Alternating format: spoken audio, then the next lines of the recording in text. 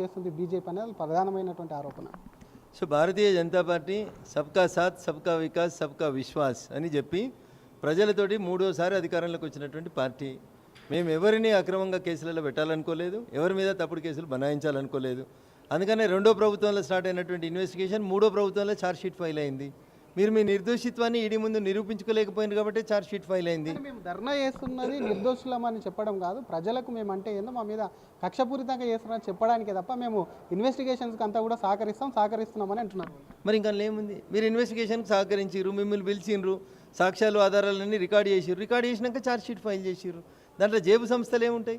ఇక్కడ అధికారంలో ఉన్నారు, ప్రజలకు సేవ చేయండి. ఇక్కడ కల్లాలలో వడ్లకు నష్టం అవుతుంది, రైతులకు నష్టం అవుతుంది, వడగండ్లు పడ్డ రైతులకి పైసలు ఇయ్యండి. గవి చూడురు అంటే పీసీసీ ప్రెసిడెంట్ ఇతరులు పోయాడు ఈడీ ఆఫీస్ కాడ ధర్నా చేస్తే, మీరు ఈడీ ఆఫీస్ కాడ ధర్నా చేస్తే ఏమన్నా ఛార్జ్షీట్లో ఉన్న పేర్లు కోర్టు తీసేస్తుందా ఏంది?